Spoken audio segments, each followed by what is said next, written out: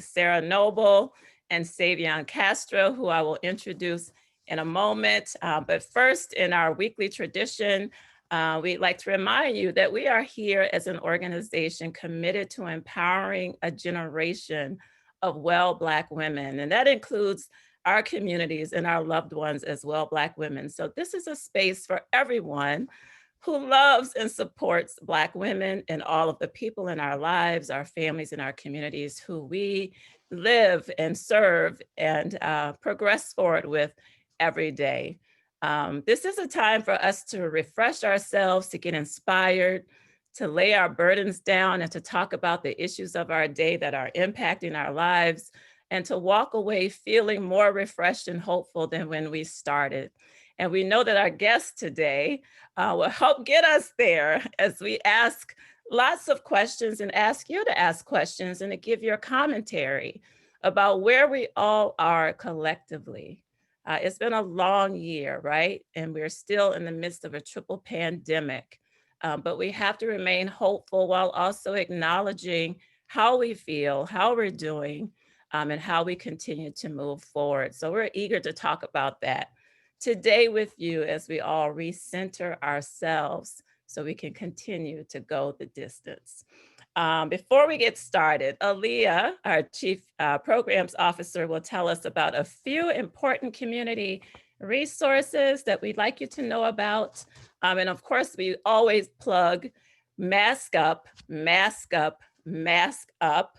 And Aaliyah, maybe add to the chat the link to purchasing your Well Black Woman or I Support Well Black Women mask. So Aaliyah.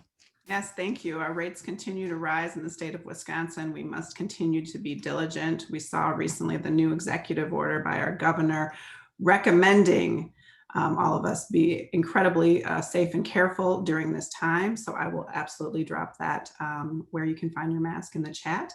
We also, during this time, and Lisa outlaid so beautifully, all the things that we're facing with a highly contentious election, the global pandemic, and holidays approaching with needing to have new traditions during this time, being away from loved ones. So what we really wanted to highlight today are local resources to support folks' mental health during this time. It's going to be a difficult winter, and so we really want to ensure that you all have these resources as well as share these resources with loved ones, with students, with youth, with family, with others who might need it. So we're going to pop into the chat the contact information for Anissa's Family Therapy, as well as Mount Zion Baptist Church has a new counseling center, which is free. It's open every Tuesday from 10 a.m. to 12 p.m. And we'll provide the contact information. And then, of course, we always want to share, although it may be taboo, it need not be taboo in our community, the suicide prevention line. Suicide is real in all communities, including ours. And so just really wanting to share that resource as well. So I'm going to pop those into the chat, and please do be healthy and well during this time. All right, Aaliyah, thank you so much. And we just want to reiterate to you, if those resources that we popped in the chat aren't immediately needed by you, please do share them with your family and loved ones, because we know that there are those out there who would benefit from those mental health resources. Good morning, Kathy Roberg. It's wonderful to see your face on this call this morning, just calling you out. Again, let's talk about our two very special guests who I really want to thank for saying yes this morning to Morning Coffee. You're two of our most favorite special people, two folks who've been working on the front lines in so many ways for so many years in our community, around well-being, around advancement, around progress, around equity, around youth empowerment. And so it gives me pleasure to welcome you, Sarah and Savion, and to introduce you just a little bit, to do just a little bit of justice to all the work that you do and have done and continue to do. So Sarah Noble is the founder and principal partner of the BeNOBLE Group based in Milwaukee, but their work, of course, touches, statewide and across the country. And her work is centered on healing and wellness. Sarah's company works in partnership with those committed to supporting the healing and wellness of individuals who lead collectively. Sarah has held many leadership positions, including the founder and former executive director of the Reproductive Justice Collective, which is how I came to know you, Sarah, and that powerful work that you led in Milwaukee for over a decade and has really influenced and opened the way for so many Black women-led organizations like ours to do the work that we do today. So I give you honor for that. Before and since that time, Sarah has conscientiously worked for justice with countless members of our community, countless numbers of leaders, with an intentional focus on women of color and our families. So we give honor to Sarah being with us today. And again, please Google Sarah Noble, just Google her so you can get the full breadth and depth of how this powerful woman has shaped so much in our state around reproductive justice, women's rights, human rights, and civil rights. We thank you, Sarah. Savion Castro is a Madison native and 2013 graduate of La Follette High School. He is a People Scholar who attended the University of Wisconsin-Madison, yay, for our alma mater, just a little plug right there, and graduated in 2018 with a degree, with degrees, plural, in sociology and Afro-American studies. I was a sociology undergrad major too, Savion. We have lots in common. Savion currently serves on the Madison Metropolitan School District Board of Education. One of the youngest members of the Board of Education, you know, historically speaking, and a position he was unanimously appointed to in 2019 and won re-election in 2020, which is powerful. We'll talk a little bit about that. Savion also worked as an aide to State Representative Sheila Stubbs, who you know is the first African-American state representative from Dane County in the history of our county. And he currently works as a teaching assistant at the UW Odyssey Project and remains highly active in the Madison community with a track record as a youth advocate who has turned into a community leader whose voice and presence on our school board has been quite powerful in shaping a more equity conscious district for our students and our families. So we welcome you here today, Savion and Sarah. So with that being said, as we said at the beginning of this call, which is about sustaining community wellness through challenges and change, we know that this has been a year of incredible challenge. We know that living in our society has always presented its challenges, but this particular year has been incredibly challenging as we face the triple pandemic of COVID-19, police violence, social unrest, and so many challenges around our ongoing struggle in this country to become a just and free nation for everyone. And many of us are feeling battle weary, right? Waterlogged. Mental health is a major concern. Spiritual health is a major concern. Isolation, political safety, social safety, many, many things that our community is feeling and confronting. So we want to talk about that today. And in that context, we'd also first like to learn just a little bit about each of you and how your work connects to this topic of family and community well-being. So Sarah, we'll start with you. Tell us a bit about you, your work, your history. Hey, good morning, everyone. I, on the personal side of things, am the proud mother of a beautiful Black woman named Monet Williams, who is a doula and nursing student. And along with my son-in-law, Cedric Williams, has given me some beautiful grandbabies. I spend a lot of time adoring them. So that's how my love life is spent in a lot of ways on my grandbabies. COVID, of course, has shifted the way in which we connect, but you know they are like at the center of my heart. And since they've come into the world, it's not that I wasn't working diligently and hard before, but since they've come into the world, my work has felt that much more important because I want them not only to have a really lovely future, I want them to have a lovely present. I want the time that they spend on the planet to be good now and later. So as Lisa shared, I am formerly the executive director of the Reproductive Justice Collective. And what's also very near and dear to my heart is a lot of the electoral work that happened through that work in the organization.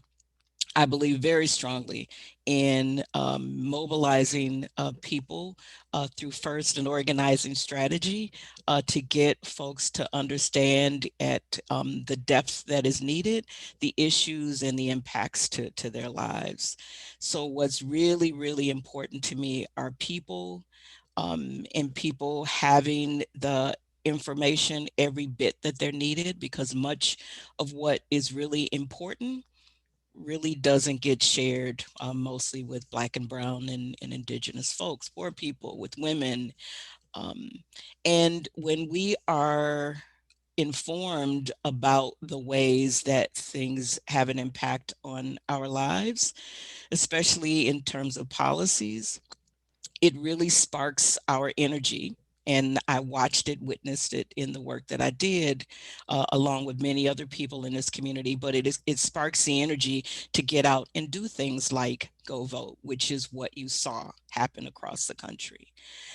So that engagement with human beings, caring about what is happening to their lives on a everyday basis is everything.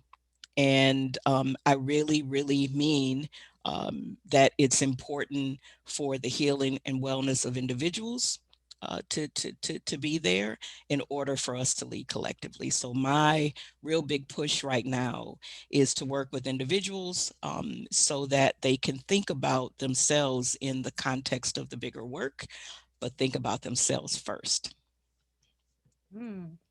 I love that. And I will attest to that to be true, and all the nudges that you send me, Sarah, quietly and privately, to take care of myself and for our team to take care of ourselves as we do change work. And I want to appreciate you publicly for that private support that you always give me and so many others. Thank you.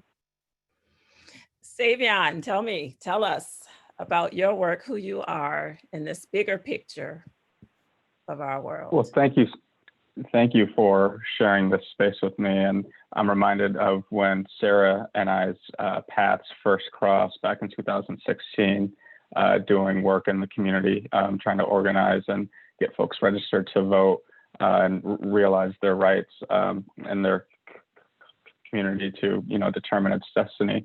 My name is Savion, and I have worked really since high school on youth empowerment and in Madison and across the state, and especially for Black and Brown youth in our schools. And I think trying to get Wisconsin to realize, what we put our Black and Brown youth through, systemic racism and outright racism as well. Right now, the work that we've been doing at just coming off the heels of this election and trying to get folks to understand the threat that COVID has to our communities, it's certainly been a lot. One, making sure folks have what they need physically to stay healthy, but also psychologically in terms of being safe at home and making sure that you have healthy habits so this virus doesn't spread. And really just trying to make sure that education is a space where folks can go to, get power for themselves to determine their own destiny instead of something that happens to them where they can get disciplined out of the classroom or trying to dismantle this school to prison pipeline. So, trying to realize the power of education for Black and Brown folks in Wisconsin across the country, because traditionally, these formal spaces have not been built for us. So trying to help folks realize their own power in these spaces.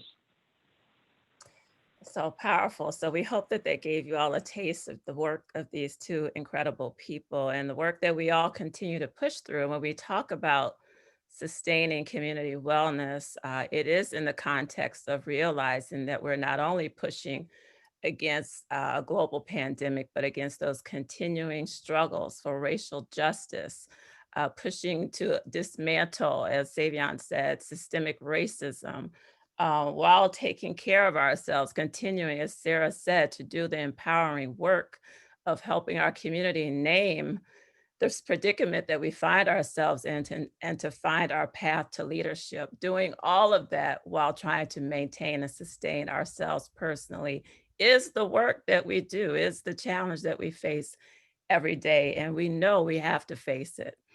So with that being said, again, we are 9 months into the global pandemic. And on the heels of this recent and still contested presidential election, I think many of us are breathing sighs of relief while also being cautiously optimistic about what is ahead. How are people feeling, Sarah? What are you hearing and what are you seeing from community right now? Well, as in community, do you mean that broadly, or are you talking Black and brown people?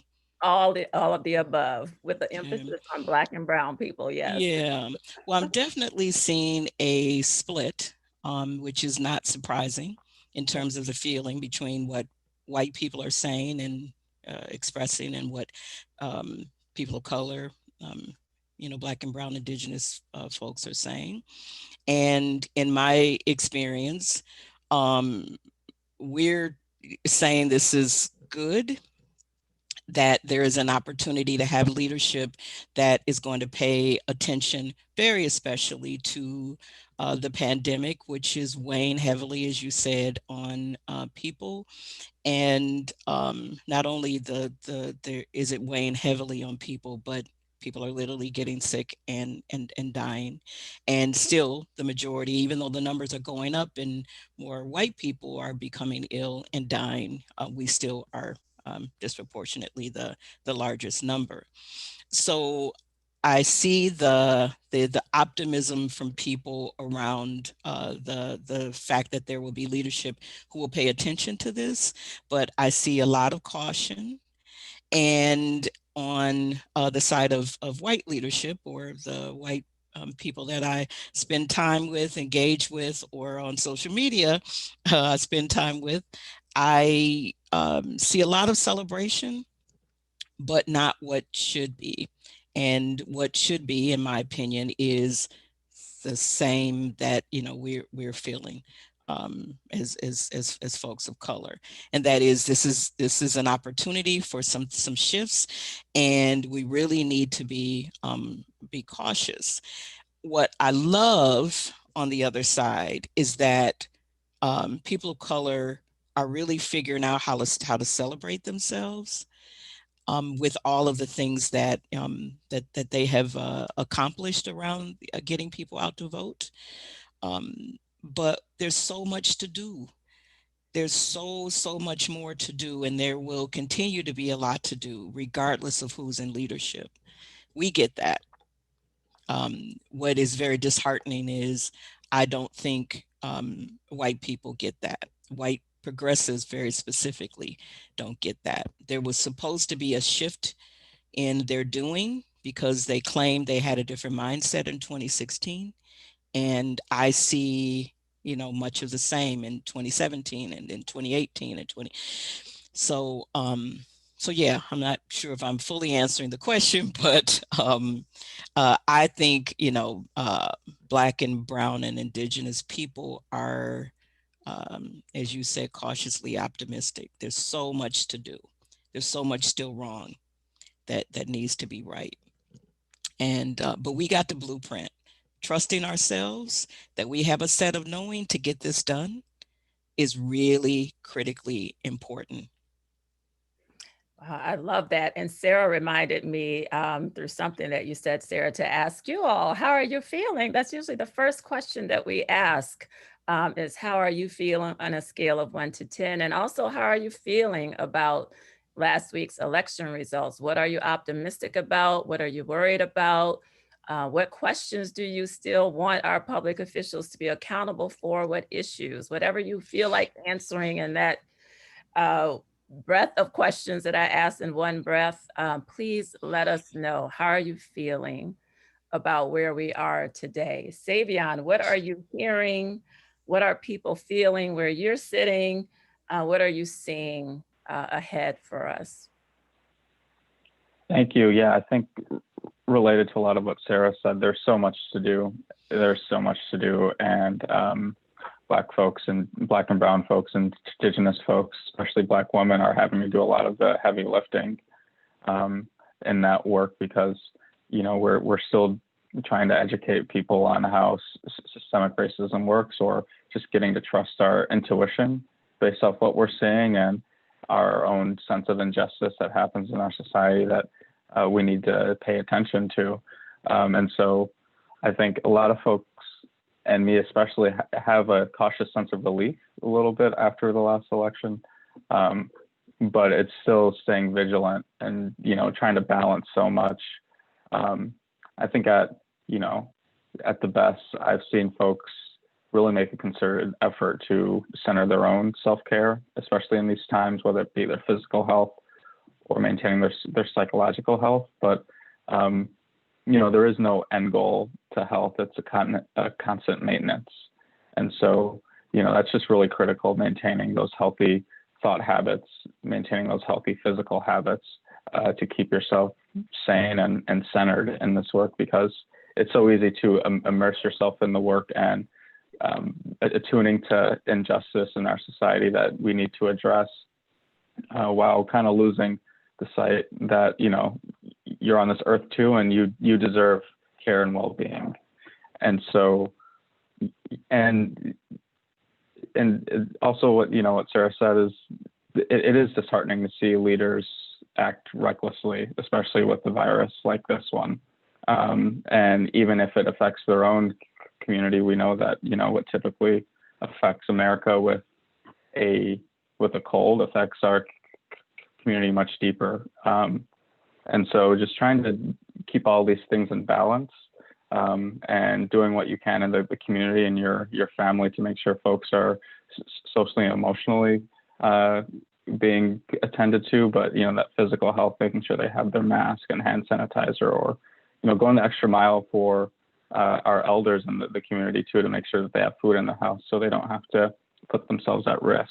So, you know, there's a lot going on, but just trying to stay mindful through it all, and having some relief after last Tuesday or Saturday, or whenever it was decided.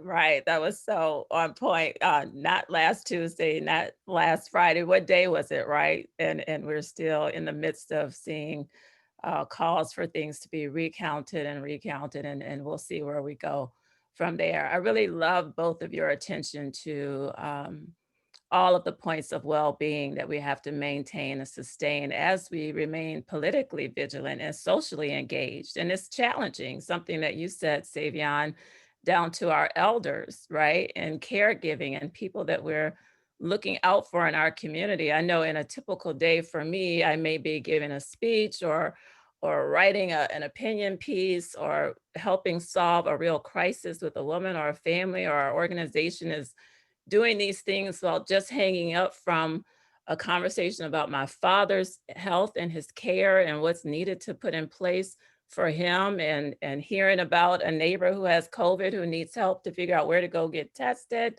while also managing my own and my children's mental health as we confront virtual schooling and all the challenges that it brings. So there's so many levels of responsibility that we're managing right now, while trying to stay centered and whole, and not feel fragmented and overwhelmed. How are you both personally dealing with this in your daily life as leaders and members of families and communities? And Savion, you alluded to it, so I'll start with you. Thank you. I think, you know, just being emotionally available for people, because especially at the beginning with how reckless our leadership was, especially, you know, from the white community, just being like emotionally available, because not everyone understood how bad this virus could be, and so why they had to take it seriously in terms of social distancing and wearing a mask. And so breaking that down and helping folks understand that risk, but also just being emotionally available. Folks, the isolation is real. Definitely concerned about the weather and it getting darker sooner. But I'm just trying to say even keeled. I think doing things that give me personal joy, going for walks or cooking meals, or doing what I have to do so I can be safe enough to visit my personal family. So my mother, grandfather are all folks who are higher risk, one being Black woman, having their own health issues. But I think it's, I'm thankful that I've been able to stay in contact with folks that I care about, because not everyone has that opportunity.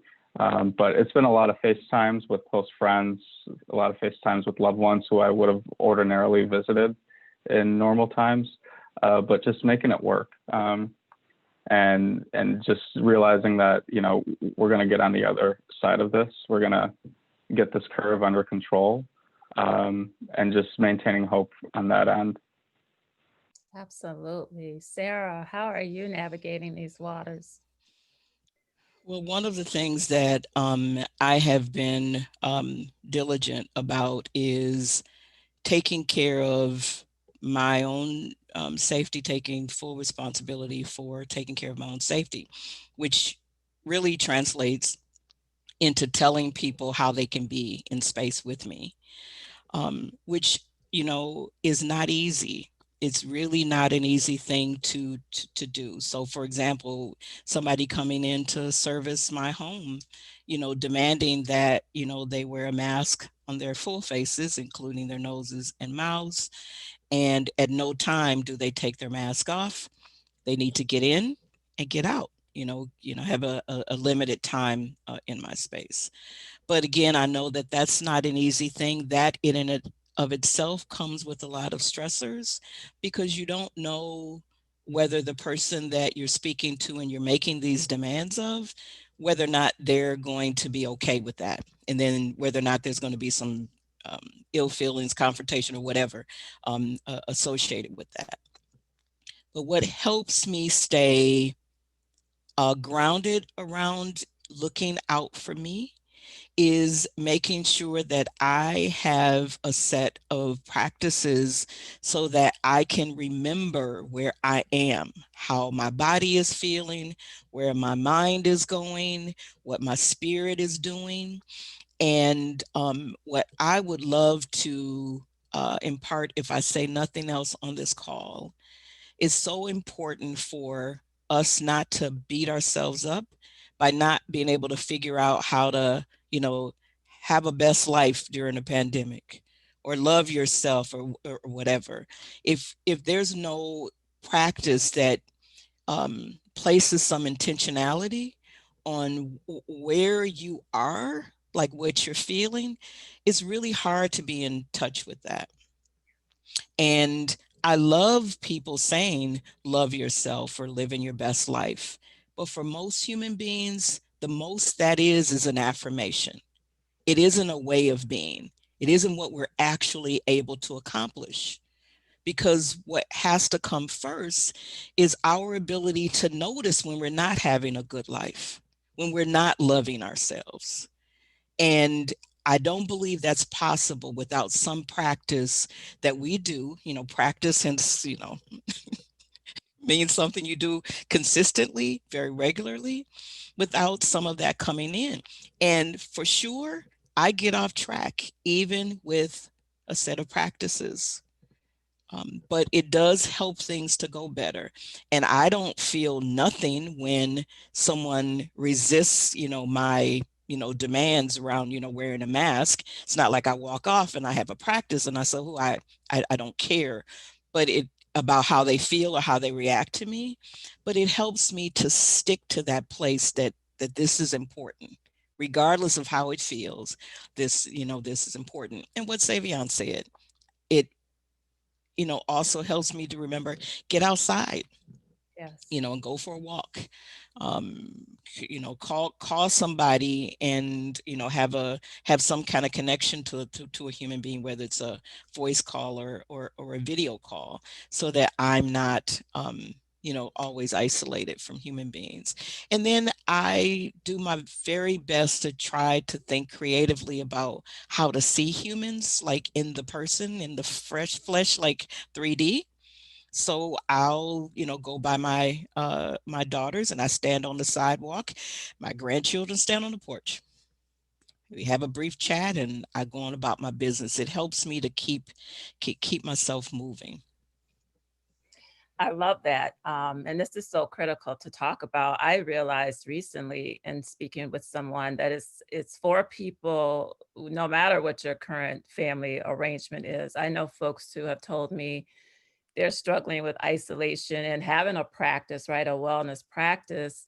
And they have a whole house full of people with them. They have partners or children or several folks in the house, but they still feel isolated in ways from the other people who are very important to their life and to who they are. And certainly for folks who are living alone, that need to really understand that it is okay to reach out and connect to another human being, that we need that.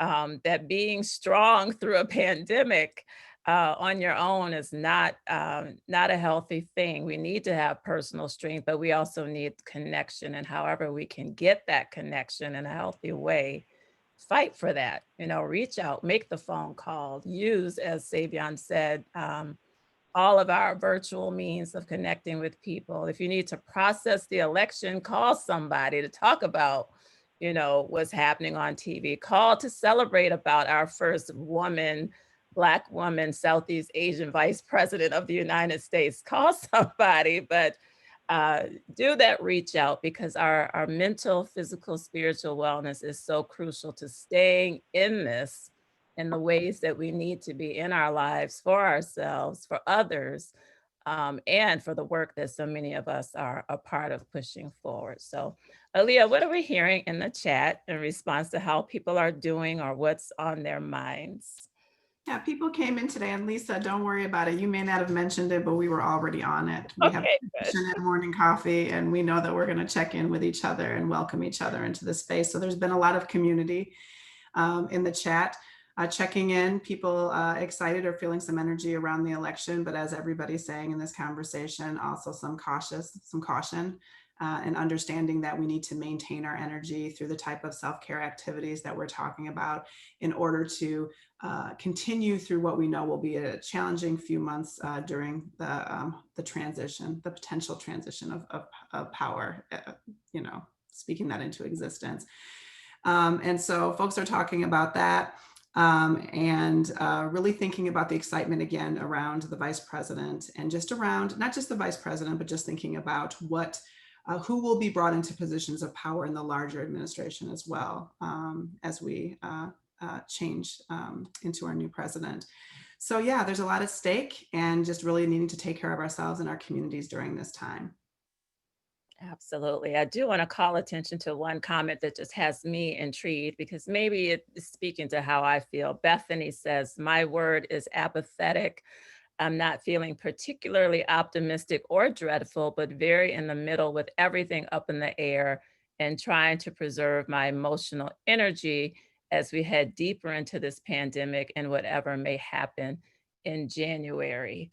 We also hear, which leads into our next question, the involvement of Black women in the decision-making of the new administration gives me the most hope of all, but I'm most worried about what may happen between now and inauguration.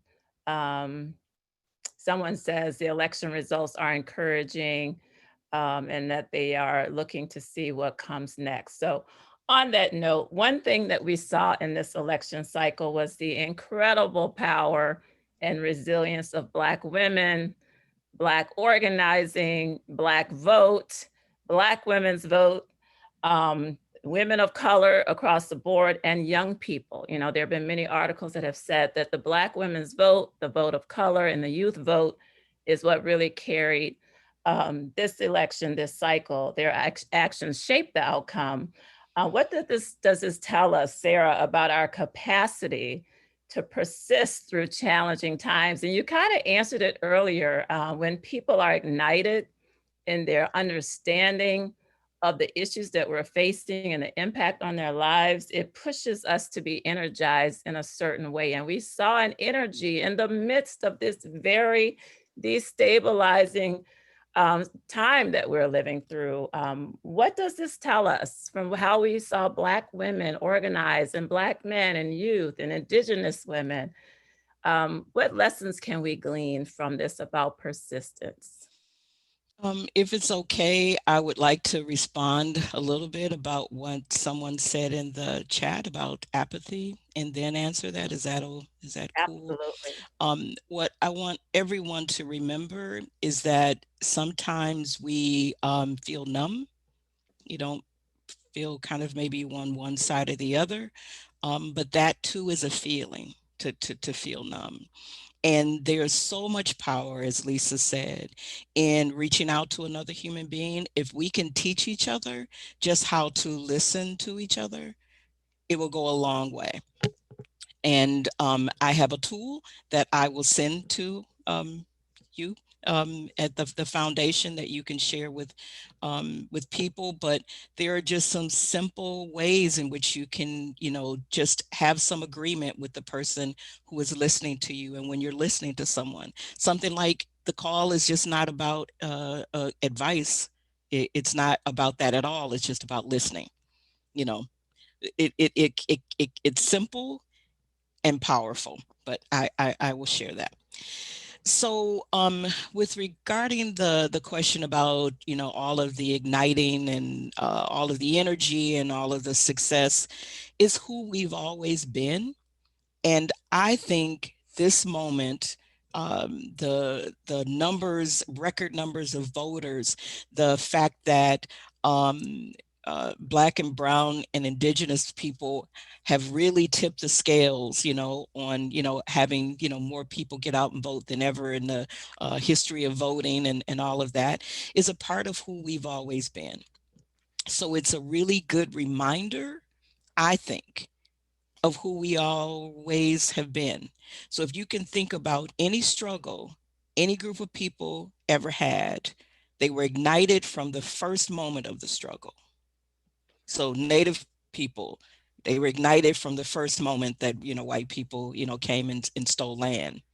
For people who identify as Black and living in the US, it was ignited when the first person got on the boat.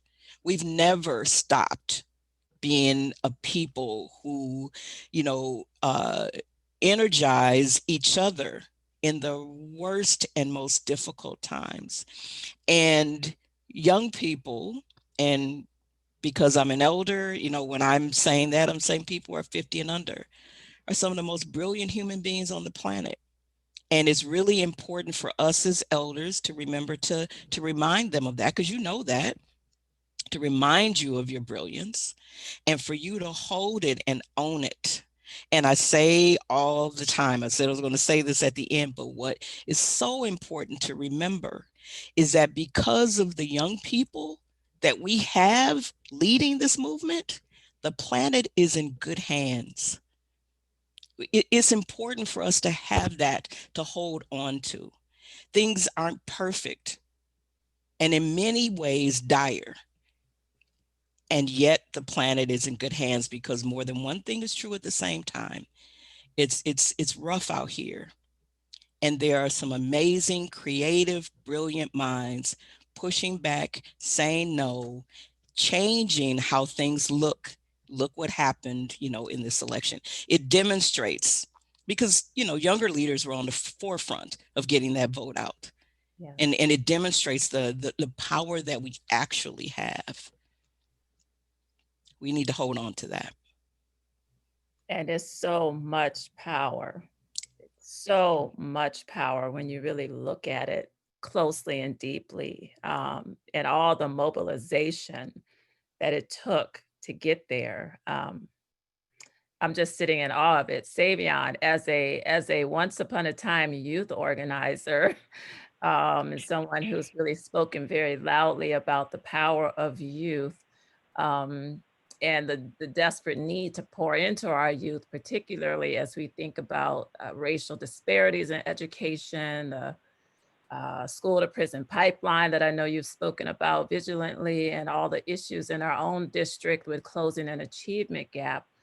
Seeing how youth organized and were so powerful at the polls, and in all the organizing way before the polls, all of the demonstrating and the demanding of justice and equal rights, to see all that potential that we know is often underinvested in and sidetracked and undervalued. What do the events of last week and the last months teach us about persistence through these challenging times from the youth perspective and beyond?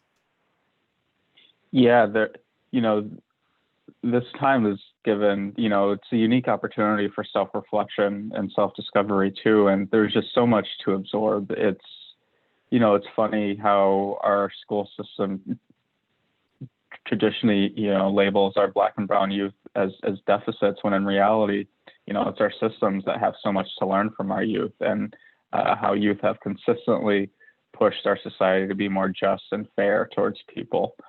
There's so much we can learn from youth. And on the flip side, this is a multi-generational movement we're on. And so there's so much to absorb from our elders and their wisdom and knowledge and experiences from being on the front lines when folks were younger as well.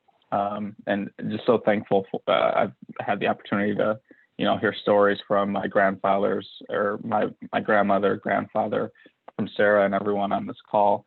There's so much to learn, because there's always been a lot. As Sarah said, we were animated from the original injustice. And so that means for generations, we have a lot to learn from in terms of how they've consistently pushed the boundary on our society to be more just. And, tying it into the election, Black folks, brown folks, and indigenous folks have always pushed this country to be a better democracy. And so to have that representation front and center with the vice president is so powerful. And I'm just thankful that we have an example of moral leadership that our kids can look up to now, instead of what we had before. And so, I'm praying that we get to January 21st, so it's actually permanent. But to have that leadership acknowledged front and center for us to take heed to, and, we'll certainly follow the vice president's lead, but,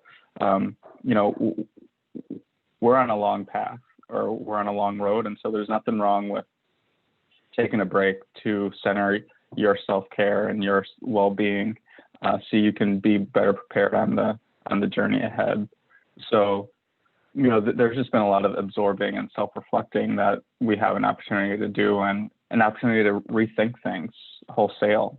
There's a lot of talk about a new normal, and we certainly know that the old normal wasn't working for us. So as long as we have this opportunity to kind of restart our thinking, or renew our thinking and philosophies and assumptions, I think we have a huge opportunity.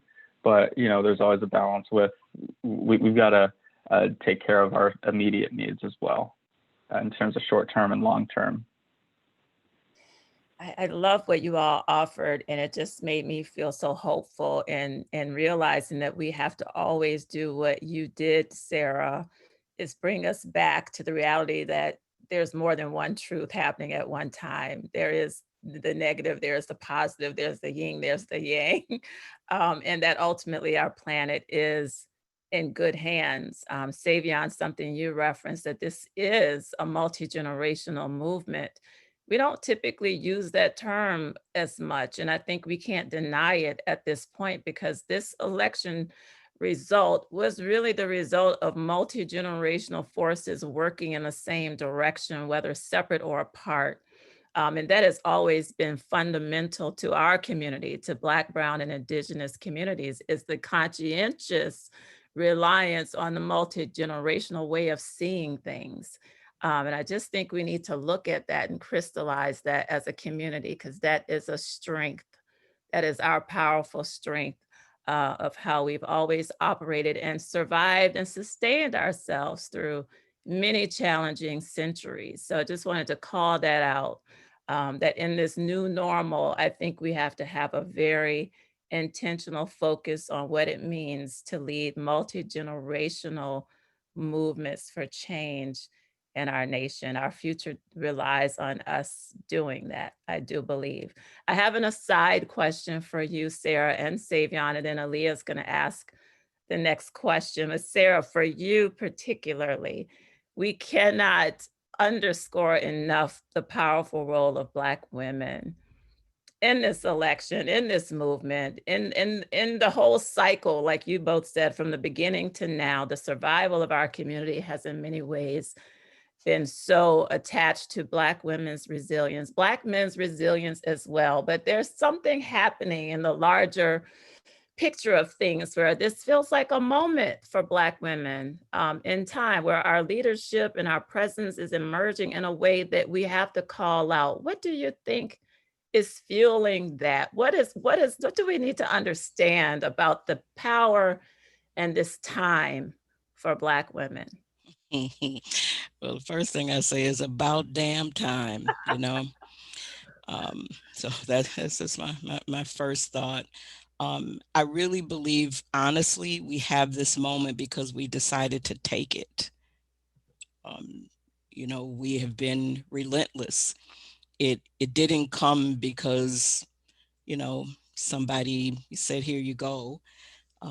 I believe we have this moment because we decided to take it. We have amazing women, you know, locally, amazing Black women across the state, and amazing Black women across this country who I can't even begin to tell y'all what it takes to do the organizing and immobilizing human beings to actually get out and go vote. We're talking, you know, sleepless, you know, nights and, you know, time, you know, strategizing and then rethinking and regrouping and strategizing it again. I did that work and it is grueling. And it was worth it. I'm not suggesting that it wasn't, but it is some of the hardest work there is to do. I think part of what has also fueled it is each other. And this is my perspective, that Black women, you did ask me what I thought though, didn't you? Absolutely. Black women, I think are fueling each other's energy in a way, and you know, at a level that I haven't experienced before. I feel like we have each other, you know, in a different kind of a deeper way. You know, we're able to be connected, and as ugly as, you know, technology can be at times, and including social media, I think it has also played a role at connecting people, you know, together, you know, throughout the country and internationally. I have had the opportunity to watch, you know, see, be fueled by, and be given energy based on watching what other Black women are doing. And I would imagine the same is true for other Black women, you know, watching each other. It's inspiring, you know. It gives you that, you know, this is rough, and let's keep going. You know, that encouragement and that love and respect and the honoring of each other. I think it feels bigger and more connected than I've ever experienced it before. Yeah, I'm feeling it too, and I'm so proud. Like today, I'm a Stacey Abrams. Stacey Abrams' presence and spirit is just with me. I'm just adoring her and her journey, her organizing of 800,000 voters in Georgia, her pivotal role, not only in Georgia, but in helping organize other voices and empower Black women across the country. And there's so many others to name. I won't even attempt to name them all, but in the chat, if you're feeling what Sarah described as this moment and this elevated sense of sisterhood and support that's igniting and inspiring Black women to really step into powerful roles of impact. Just let us know what you're seeing and feeling in that regard. Savion, did you have anything to add? As someone who I must say always gives props to Black women, starting with your grandmother, and who's talked a lot about the presence and the power of Black women in guiding and influencing your life. Tell us what you think about that. Yeah, I think, it's an incredible moment because it's so, as Sarah said, it's about time we finally have Black women's leadership acknowledged and front and center and actually like in the reins. And it's kind of, it's always been in the reins, but to finally have it acknowledged in official spaces is so powerful. And, as a Black man, it's, there's a lot of deep reflection and learning and unlearning we have to do. We have to think about, when do we step aside and let people lead? And when do we have to step up? Because that emotional labor, that emotional burden, how unfair it is, that's real. And I have to give props to Black women. I was raised by 3 Black women, and that's been something in my personal life that I just always stand in awe of. 3 Black women essentially raised me between my grandmother, my mother, and my aunt. And something that, as Black men, we've got to acknowledge that, there's things we have to step up on, both in the home or personally, and in this movement for justice that we're on.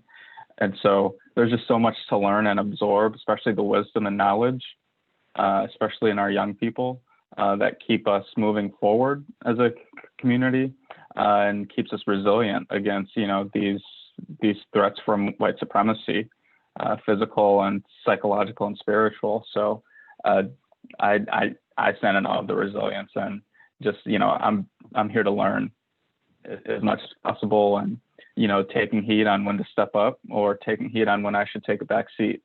So.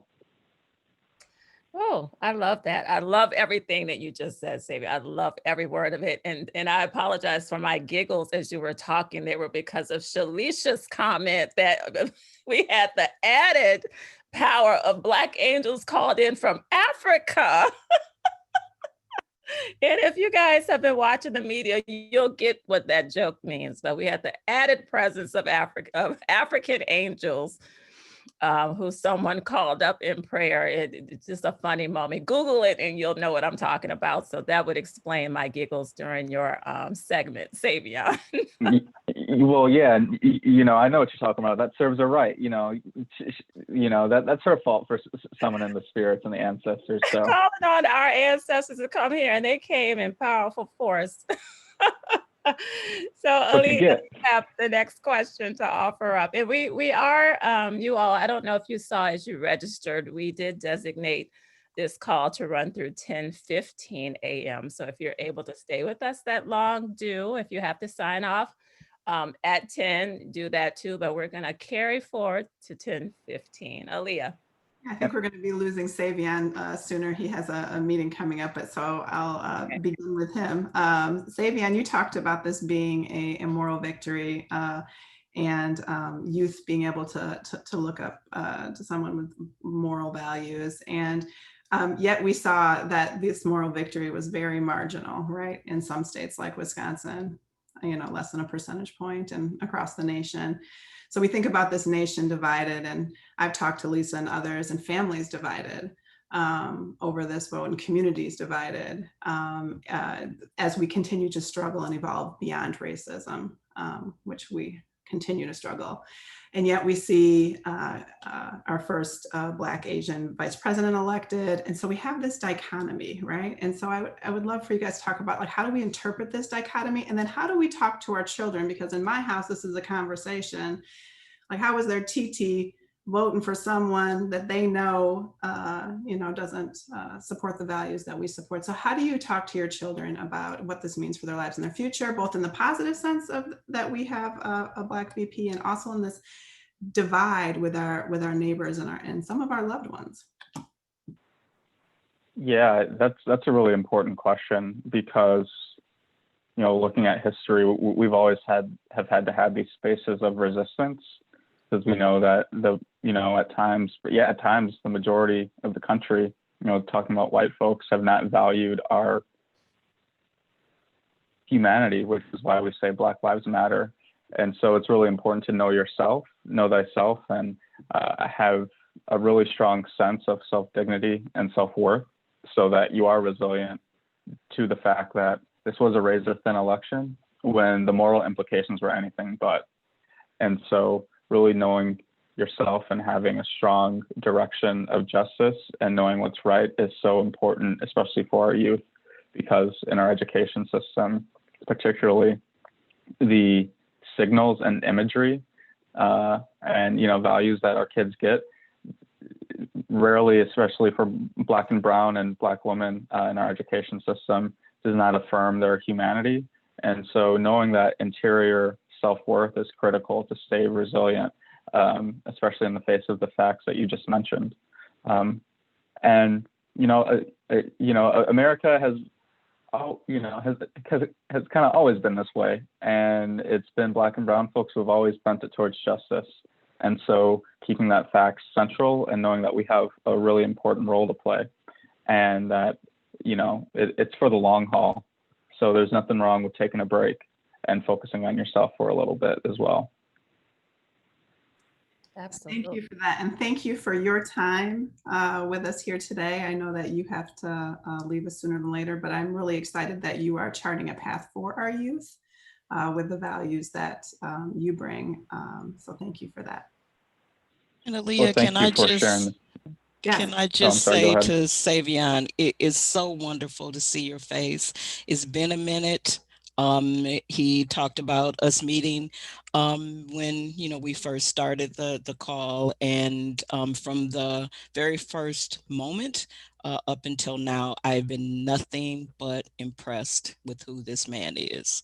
It's just been, it was wonderful working with you when we had the opportunity to do it, and it's wonderful to continue to watch, what it is that you're doing out here in this world.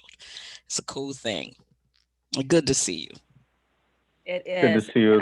And I'll add to that, Savion, that it was a pleasure in the last election to cast a vote for you. It was one of the most exciting reasons to go into the voting booth that day at our precinct, and to have all of the family members and friends kind of on the Underground Railroad of speech to tell each other, Savion, Savion, Savion, and to see you in this role and working so powerfully. We stand in support of you always, and so proud of you.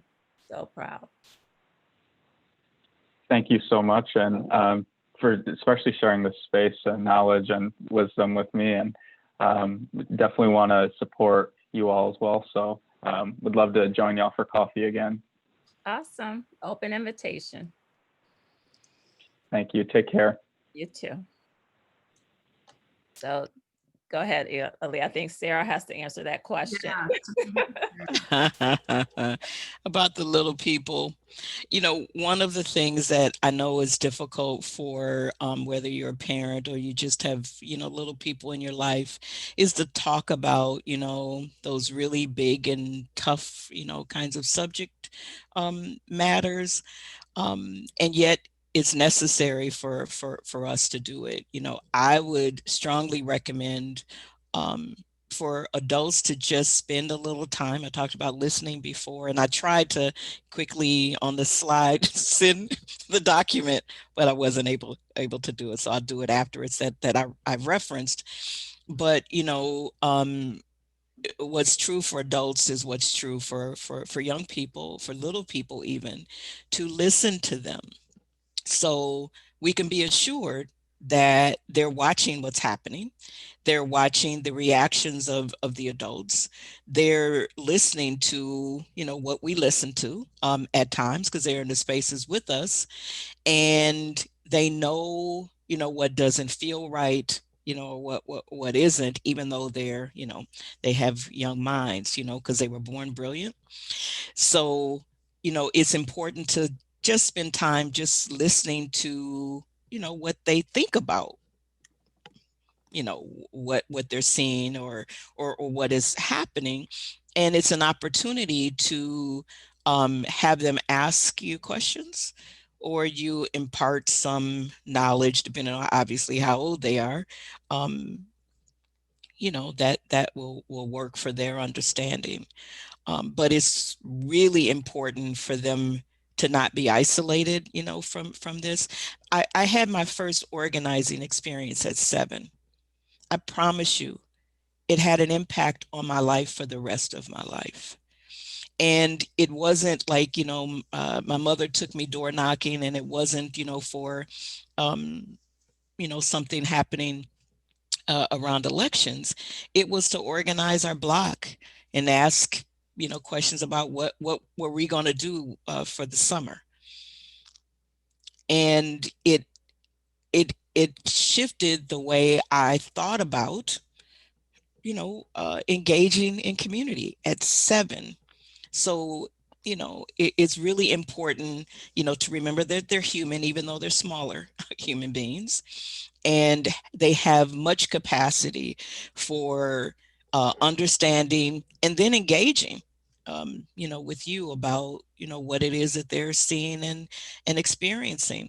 And you can imagine, for many little people, this is scary. There are things that they're fearful about, and in some ways, because they're feeding off of our anxieties of what they're witnessing in us.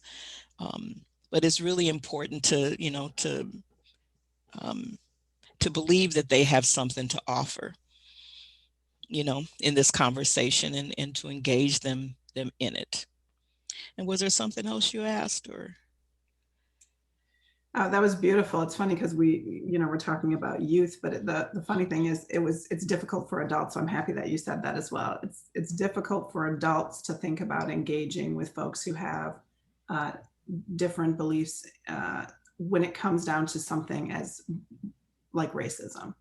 It's okay for us to differ on, like, what do we want to name the new school in our community, but to differ on something as fundamental as racism, especially in our communities and in our families, is challenging, and it is scary, and it is fearful, I would say, for youth and adults. So yeah, thank you for that.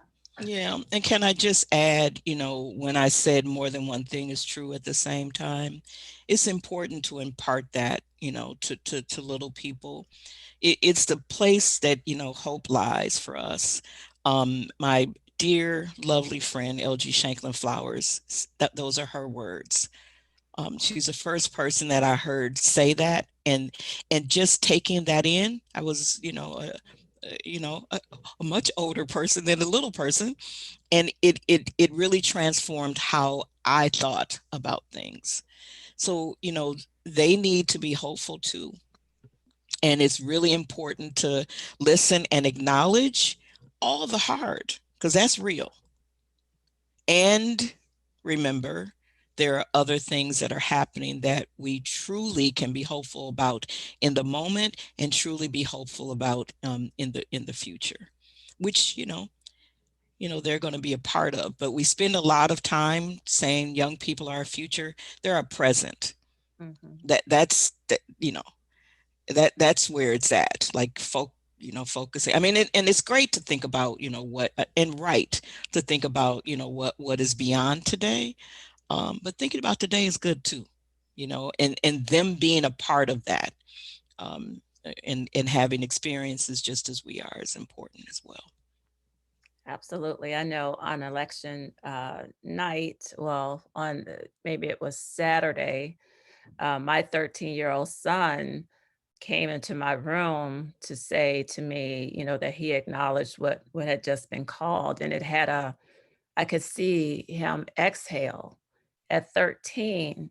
I could see worry from this child, a 13-year-old boy was exhaling, because in his mind, he interpreted that to mean that things will be better, not perfect, but things will be better. And all of the fears that we don't necessarily stop to ask our young people about as they're hearing rhetoric and they're seeing the news headlines, they're talking about them in class, and they're hearing comments from national leader, from a president that runs counter to who they are as people, or interpreted as anti anti-Black, anti-justice, or just simply not in support of issues of social justice, and how a 13-year-old mind takes that in. Yeah, I realized how unsafe the world felt to him and feels to our children often. In that moment when he walked in to say, "Did you see the news?" And his shoulders relaxed for a moment, as if, tomorrow I'll feel safer in the world that I live in. It's just really telling to me, and we're conscious of that, but I became more conscientious of it in that moment, that he'd been watching. He'd been watching the tickers and the updates hour by hour, state by state. So just, you know, what you said, Sarah, about today being present, understanding that our youth are not just the future, they're here, but spending the time to talk with them and understand what they're experiencing, what their hopes are, how they want to see things shaped and crafted, because they're already thinking about this. They're already thinking about this. And I can tell you how many young people, his friends said that if I could vote, I would want to vote so badly right now. The fact that they're activated theoretically into standing up for their beliefs is a powerful thing that we need to be harnessing right now, and not just in the future. So thank you for pulling that out. Mona, we see your comment about your 10-year-old granddaughter as well, who had her strong opinions about the election and how proud she was of you because of your choice. With that, we have maybe one more question to talk about. What are you saying, Jesse? Yes, to hear Biden and Harris talk about systemic racism when it's something we talk about at home was powerful for my 10-year-old. She has talked recently about wanting to be president someday. You know what? Everything is possible. Everything is possible. And we have to teach our children that. And that's actually been a part of our beliefs as an organization from day one. And it's part of our message to Black women every day, thriving in a new world that you create. We're not just sitting ducks waiting for the world to respond to us. We are shapers of our world. And we have to diligently teach our children that we are not here at the whim of others' decision making. The first decision making that we possess is our own, and we can shape the world that we live in. We have that power. And I hope that we are raising and teaching our children that they do have world changing power. And it's not up to forces outside of them to shape their reality. We got to talk about COVID just a little bit before we go, because we do see these numbers rising in our state. And as Aaliyah alluded to in the beginning of the call, our governor did call last night again for vigilance and asking folks to stay at home. We were all hoping that we were emerging a little bit from the severity of the lockdowns, but of course, we're needing to respond again by being absolutely compliant, with orders to stay home, to limit our movements, to wear our masks, to do what we can to stop the spread as we see surges in our local hospitals. With that being said, Sarah, with the isolation that we know that we've already been living in, with the seasons changing, as Savion referenced earlier, with many of us struggling with seasonal affective disorder, what can we be doing for ourselves as we're combating anxiety, especially around the holidays, as our Thanksgiving and Christmas holidays, Kwanzaa, the things that we may observe? What's your advice on how we prepare to move through a season where isolation will not come to closure? Well, the first thing I would say for those of us who are going to stay in place and not do, the what has commonly been done or traditionally happened, where we gather with a number of people, to give ourselves room to grieve not having that, to just allow ourselves to go through and feel what it feels like for that to be different. We don't have to, kind of like quiet the feelings and just try to push through that. It's really important to just process those those feelings. And it's really critically important, I believe, for us, though, to make a plan for staying connected to other human beings in whichever ways we can figure out as we go through this time, as we go through the holidays. Because, there are lots of holidays, whether, you're, living in the US, whether you're born in the US, you're Christian, you're not. Lots of holidays over the next few months where people have typically, gathered together.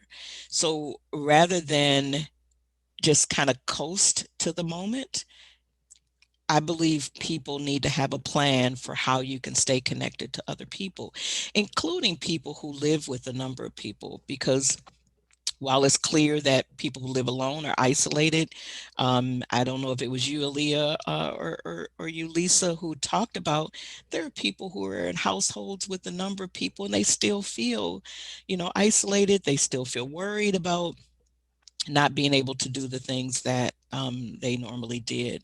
So even for, people who are living in large groups, of other individuals, figuring out what is it that could support you, what could you do for you that could help you.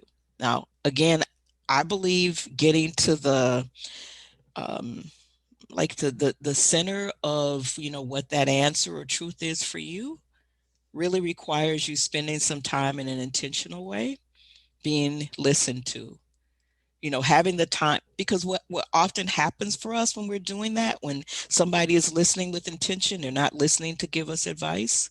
They're really just giving us their attention. They're not listening to like figure out what they're going to say next.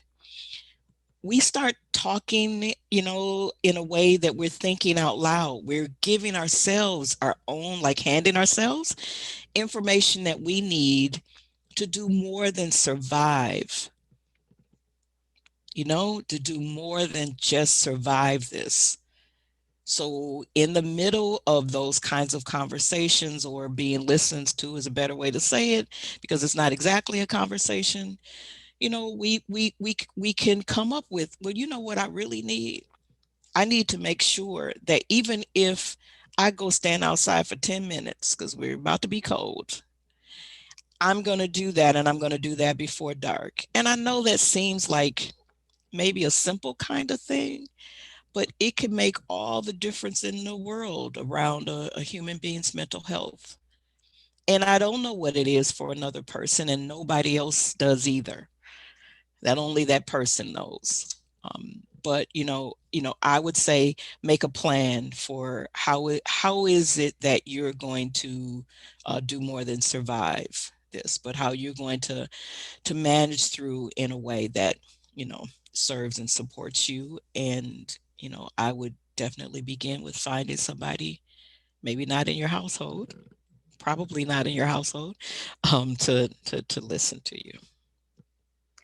And on that note, we hope you all took note of all the things that Sarah said. We are at time. We're actually a little bit over time. So we thank all of you for sticking it out with us today. We hope that you are walking away with hope, with excitement, really, about our future. Yes, there are challenges. Yes, we have many things to confront. We have leaders to hold accountable, regardless of party.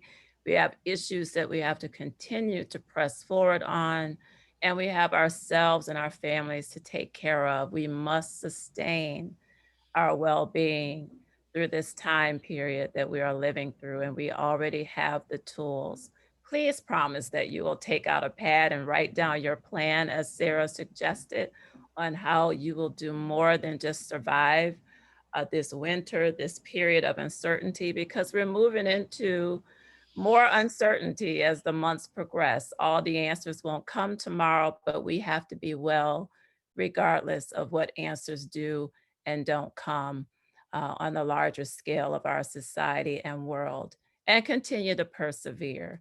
So with that, I want to thank you, Sarah, for being with us today, for giving us just a bit of your time, and all of your wisdom, as always, leaves me better than when I entered a space, and I hope others are feeling the same. We will invite you back again, And we thank you again for everything that you continue to do beyond what all the folks in this call may know in our community and our state to make us a better place, a better community for all of us. So as we go, we will say our parting words as usual. Mask up, right? Mask up, be safe, hold your family members accountable for masking up and practicing safe practices right now in the midst of COVID. And of course, always to know thyself, love thyself, heal thyself. Our wellness starts with us. We have the power. We have the answers. Have a great week until we see you next week, back here again at 9 o'clock next Wednesday for another morning coffee. Thank you, everyone. Bye-bye. Bye-bye.